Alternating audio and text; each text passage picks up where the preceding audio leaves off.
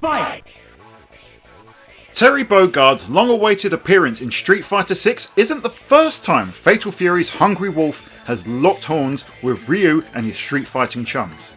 Back in the year 2000, Capcom and SNK put aside their decade-long sprite-based fighting game rivalry to give gamers a title that was as much an event as it was a game, and Capcom vs SNK Millennium Fight 2000 was born.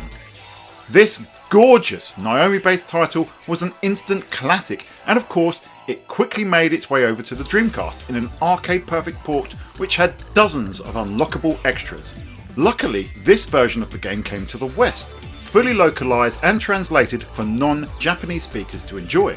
However, when the updated Capcom vs SNK Pro released in Japan in June the following year, it would remain exclusive to the region and was never translated into English. Until now. Hi, I'm Dan the Mega Driver of the Sega Guys, and in this video I'll be looking at the outstanding translation of Capcom vs SNK Pro for the Sega Dreamcast.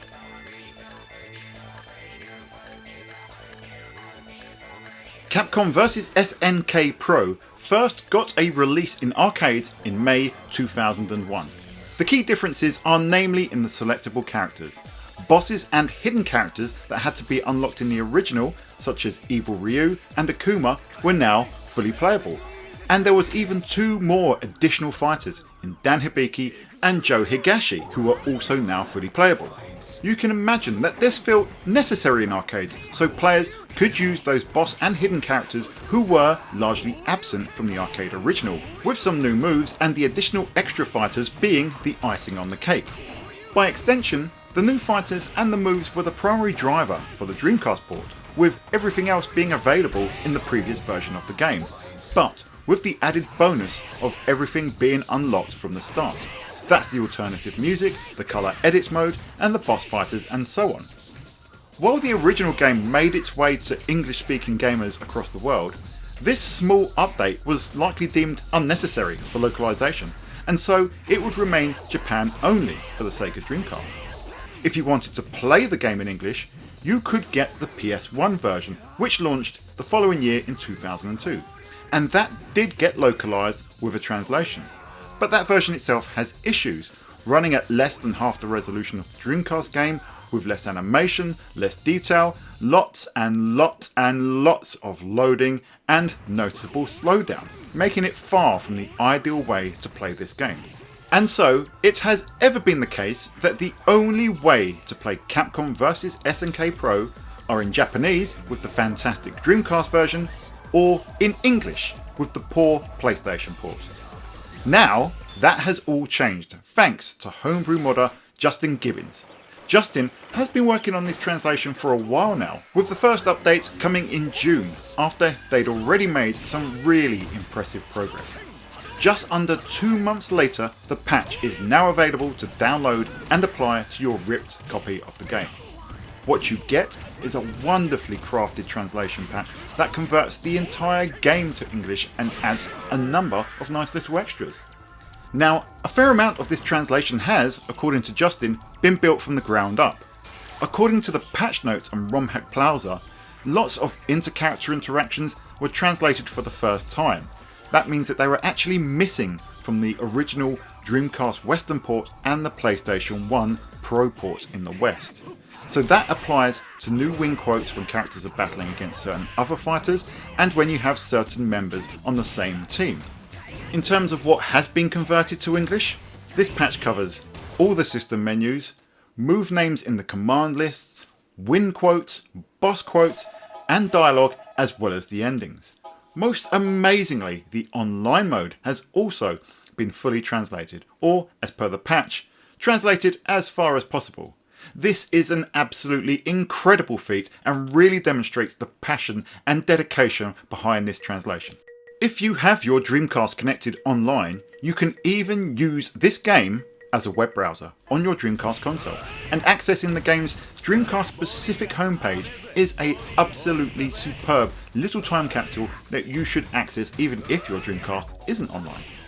Besides the translation, there's a few other nice little changes, such as the ability to change the colours of the life bars between the Capcom vs SNK vanilla version and the Pro version. And this is attached to your selection of the game's music, from Normal, which is the soundtrack created specifically for this game, and Original, which features versions of classic Capcom and SNK themes. The music selection itself wasn't unlockable in the original game, and it's great to have it straight out of the box in this edition. And not only that, but it also acts as a toggle between the look of the life bars.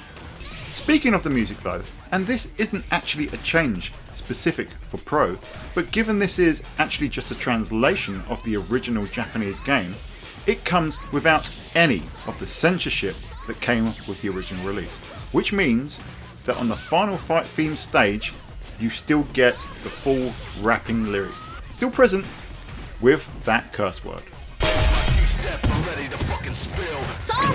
All in all, this is absolutely the best way to play this game today. A game that has never ever been released anywhere else other than the vastly inferior PS1 port. Capcom vs SNK Millennium Fight 2000 is often overlooked in favour of the Marvel vs games and indeed its immediate sequel, and that's something you really shouldn't do. I'm not going to turn this into a full retrospective. This game's time will come as I go through every game that Ryu & Co has starred in on Sega consoles, with Special Champion Edition done and Super Street Fighter 2 on the way. But this game remains an immaculately presented and supremely well made fighting game that's still quite unique. The ratio system may have been a little bit divisive, but it's done with such care and attention that it works. Similarly, the move to 4 buttons from 6 works brilliantly. The reliance on command normals bringing the game closer to that of King of Fighters in terms of gameplay, and in that respect, it was something that the sequel shied away from. As such, it is a fighter well worth your time, and thanks to Justin's patch, you can now experience this iconic classic in its absolute best form. If you've played the patch or are excited to do so, let us know in the comments below, or join the conversation on the Sega Guys Discord.